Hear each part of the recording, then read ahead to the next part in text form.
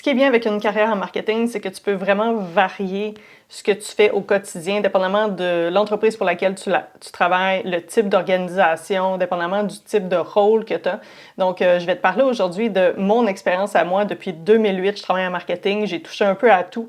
Autant travailler en agence, travailler en entreprise, travailler à mon compte. J'ai travaillé pour des OBNL, j'ai travaillé pour du B2B, du B2C.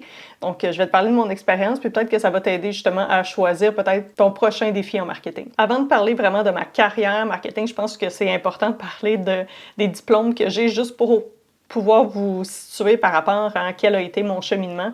Donc, au cégep, moi, je suis au Québec. Donc, après le secondaire, on passe à travers le cégep, puis ensuite l'université, si c'est quelque chose qui nous attire, qu'on veut.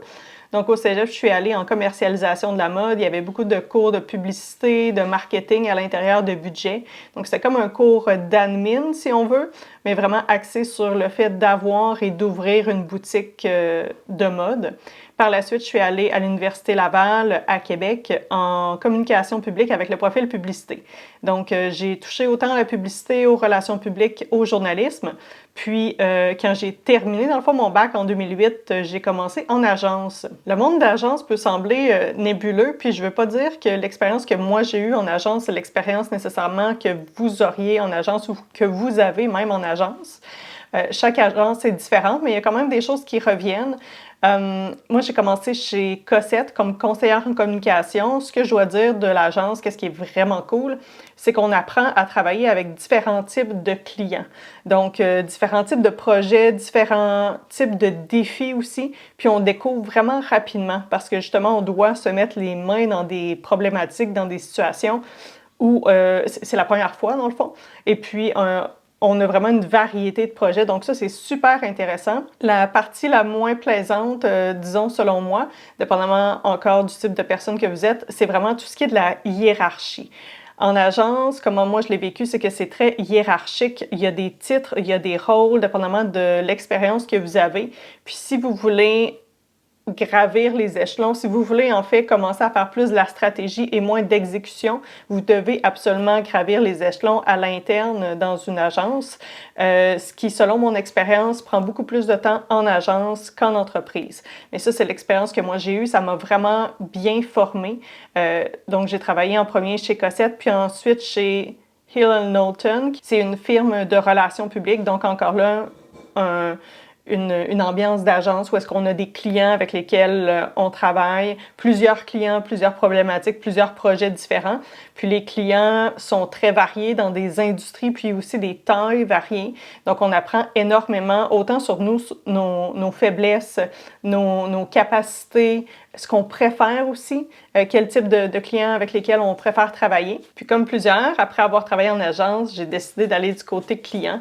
Donc ça veut dire que j'ai commencé à aller du côté de l'entreprise. Donc vraiment travailler pour une entreprise, ça peut être une organisation, ça peut être un OBNL, mais vraiment d'aller du côté de l'entreprise, donc du client. Donc voir vraiment l'envers de la médaille. Ce qui est vraiment bien en travaillant en entreprise, pour moi, c'était vraiment de pouvoir voir l'envers du décor, vraiment comprendre les dynamiques que je n'étais pas capable de voir quand j'étais en agence parce que j'avais seulement une facette du client, si on veut, mais en étant à l'intérieur de l'entreprise, on voit les différents départements, on voit comment la politique aussi à l'interne, on découvre tout ça, puis on voit vraiment tous les projets en lien avec notre département. Donc ici, le département souvent communication marketing. Moi, j'étais allée chez Exceldor, qui est une entreprise en fait de poulet de volaille pour le B2C, mais aussi du B2B. Donc, quand même assez varié. Les désavantages, de mon point de vue à moi, de travailler en entreprise, c'est vraiment que vous travaillez sur plein de projets différents. Souvent, il y en a qui sont beaucoup plus en lien avec votre domaine d'études, de travail, communication, marketing, mais il y en a d'autres où est-ce que c'est toute autre tâche connexe. Ça peut être assez large. C'est pas toujours déplaisant, mais des fois, c'est tannant parce qu'on n'a pas le choix, puis c'est correct. Il faut que quelqu'un le fasse. Mais cette facette-là me déplaisait parfois. Puis aussi, parfois, on a l'impression que c'est comme une roue annuelle généralement, puis que la roue recommence chaque année, puis que là, on manque un peu des défis parce que annuellement, c'est les mêmes choses un peu qui se reproduisent. Donc ça, dépendamment des personnes, ça peut être un avantage, ça peut être un inconvénient. Donc ça, c'était mon expérience en entreprise. En fait, une de mes expériences en entreprise. J'ai aussi travaillé à mon compte plusieurs fois. Comme spécialiste marketing. J'ai été copywriter et j'ai aussi été spécialiste marketing numérique à mon compte. Donc, il y a différentes façons de l'amener. Vous pourriez décider de travailler comme freelance, donc pigiste. Donc, plus prendre les commandes des clients, ce qui peut être une très belle avenue. Par contre, je vous conseillerais de vraiment trouver une niche à vous, quelque chose qui vous démarque des autres. Puis je pourrais en parler dans d'autres vidéos si c'est quelque chose qui peut vous intéresser. Écrivez vos questions dans la section des commentaires, puis ça va me faire plaisir de faire une vidéo pour vous. Donc, les avantages de travailler à son compte, ça peut être un avantage, ça peut être un inconvénient, c'est de choisir avec quel client vous voulez travailler. Ça, par contre, ça demande une certaine rigueur et des couilles d'acier un peu parce que vous dites non à des clients alors que des fois vous voulez dire oui parce que vous avez de la difficulté peut-être à avoir des revenus. Donc c'est vraiment quand on atteint un certain niveau, je dois dire que je recommanderais vraiment de choisir les clients. Par contre, vous pouvez choisir un petit peu plus le type de projet sur lesquels vous voulez travailler. Ça peut être des projets où est-ce que vous vous dites que vous avez vraiment une valeur ajoutée. Ça peut être que vous aimez particulièrement ce type de projet-là. Ça pourrait être parce que vous avez déterminé que c'est vraiment là qu'il y a un manque dans un marché quelconque. Peut-être que c'est tout simplement parce que vous savez que ça va vous prendre peu de temps et que vous allez être capable d'avoir beaucoup de revenus par rapport à ça. Donc, il y a différentes façons de voir ça. Il y a aussi tout ce qui est de la liberté d'horaire que vous pouvez avoir quand vous êtes travailleur autonome. Certaines personnes ont du mal vraiment à établir cette barrière-là, mettre la barrière avec les clients par rapport au temps où est-ce qu'ils vont être disponibles pour les clients. Moi, c'est quelque chose que j'ai réussi à faire tout en ayant des clients super satisfaits. Donc, encore une fois, si jamais c'est un sujet de vidéo qui vous intéresse, écrivez-le moi dans la section des commentaires. Un autre avantage d'être à son compte, c'est aussi le fait que vous pouvez vous monter en fait une marque bien à vous. Donc, au-delà de travailler sur la marque de vos clients, vous travaillez sur votre propre marque. Donc, pour ceux qui sont créatifs, qui aiment ça s'exprimer, tout ça, ça peut être vraiment un avantage pas concurrentiel, mais un avantage majeur de travailler à son compte. Les désavantages, évidemment, c'est tout ce qui est le stress qui vient avec cette liberté-là, si on veut, où est-ce que vous êtes votre seul patron, vous ne savez pas d'un mois à l'autre comment les revenus vont fluctuer, du moins les premières années. Après un certain temps, ça se stabilise. Mais les premières années, il y a un stress qui vient avec ça.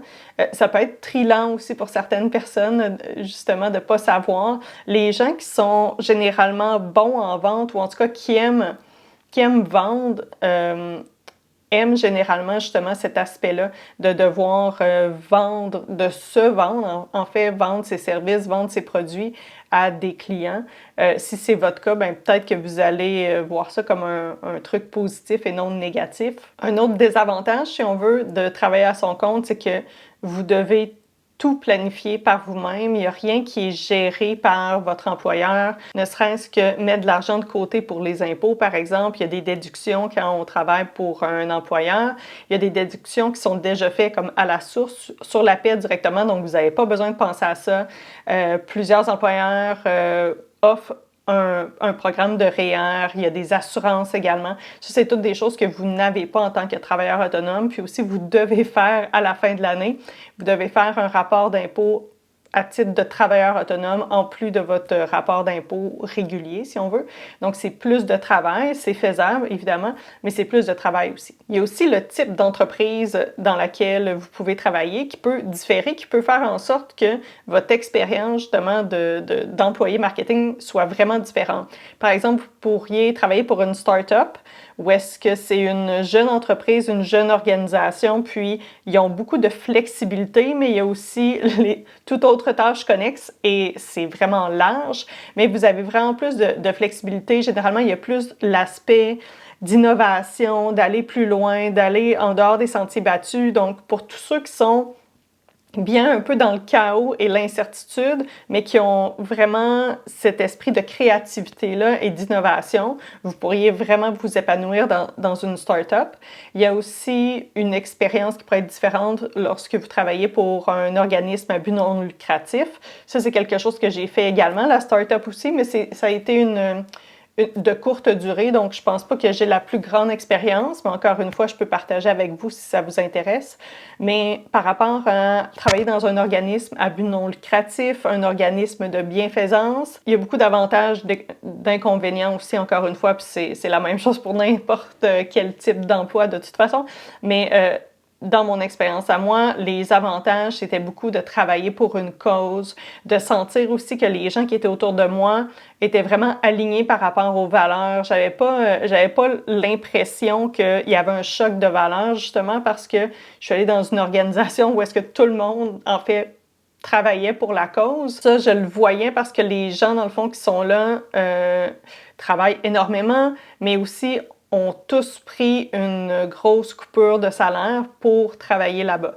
Donc, c'était fait de façon volontaire, on en était tous conscients, mais le fait de travailler dans un organisme à but non lucratif, il faut se le dire, c'est une coupe de salaire. Donc, dépendamment de la situation où vous en êtes, dans le fond, dans votre carrière, ça peut être un bon moment, ça peut être aussi quelque chose que vous faites un petit peu plus tard, mais il y a aussi des avantages à travailler pour une cause, c'est que vous voyez quelque chose, un aspect très différent du marketing. Parce que le marketing, en fait, c'est vraiment comment faire en sorte que quelqu'un pense à l'action, peu importe l'action, ça peut être de voter, ça pourrait être d'acheter quelque chose, ça pourrait être aussi de donner pour une cause. Donc, vous voyez une autre façon d'utiliser les compétences que vous avez. Puis ça peut venir vraiment étirer justement l'espèce d'élastique de ceux qui veulent absolument apprendre, qui ont une soif d'apprendre, puis aussi de se dépenser, de se mettre des défis supplémentaires parce que après un certain temps, on peut avoir l'impression qu'on manque de défis en marketing. Il y en aura toujours, par contre, seulement parler de l'IA qui vient d'arriver, ça change complètement notre travail, mais en changeant justement de type d'organisation, ça peut aussi ajouter cet effet-là où est-ce que vous apprenez quelque chose de nouveau. J'ai parlé tout à l'heure d'Excel d'or, où est-ce que je travaillais pour l'organisation, puis que c'était une entreprise B2B et B2C. Ça peut être une autre option aussi pour pouvoir élargir justement vos horizons. Si vous avez toujours travaillé pour une entreprise qui vise des consommateurs, donc une entreprise B2C, vous pourriez décider de travailler pour une organisation qui est B2B, donc une entreprise qui vise d'autres entreprises, donc vraiment dans une entreprise qui essaie de vendre quelque chose, que ce soit un produit ou un service à une autre entreprise. C'est ce que je fais présentement, puis ça ajoute justement d'autres types de défis parce que vendre à un consommateur et vendre à une entreprise, c'est complètement différent. Il y a des choses évidemment qui sont les mêmes, mais il y a beaucoup d'aspects qui sont différents. Par exemple, le cycle de vente qui est vraiment plus long. Il y a plusieurs personnes à convaincre. Donc, il y a plusieurs facettes comme ça qui fait en sorte que B2B, B2C, très différent sur plusieurs aspects. Un autre aspect aussi, c'est le fait de travailler pour une entreprise locale, régionale ou internationale. Les défis que vous allez avoir vont être complètement différent dépendamment du type d'entreprise pour laquelle vous travaillez. Une entreprise locale, il y a certaines tactiques marketing que vous allez utiliser qui sont vraiment pas pertinentes pour une entreprise nationale ou internationale. Puis même internationale, qu'est-ce qui peut arriver si vous décidez de travailler pour une entreprise internationale? C'est mon cas présentement, c'est que vous allez découvrir des nouveaux marchés, des nouvelles tendances, us et coutumes, des nouvelles langues également, des nouvelles façons de présenter les choses. Vous allez ouvrir vos horizons sans nécessairement avoir à voyager, mais c'est une autre façon aussi d'ouvrir vos horizons puis de découvrir des nouvelles choses, de mettre vos compétences vraiment à d'autres défis pour vraiment vous amener ailleurs. Donc, j'espère que ça vous a donné une vue d'ensemble de à quoi pourrait ressembler votre carrière marketing. Peut-être vous pensez à c'est quoi votre prochain défi, vers où vous voulez vous diriger. Peut-être vous commencez en marketing, peut-être que vous êtes blasé du marketing puis vous essayez de voir une autre façon de ramener ramener la flamme. Si jamais c'est le cas, puis qu'il y a un sujet que j'ai effleuré ou même que je n'ai pas effleuré aujourd'hui, puis vous aimeriez avoir plus d'informations, n'hésitez pas à l'écrire dans la section des commentaires. Mon but, c'est vraiment de partager ce que j'ai vécu pour pouvoir vous aider. C'est mon expérience que je partage, mais je pense que ça peut être quand même très utile. Donc, je vous remercie. Bonne journée.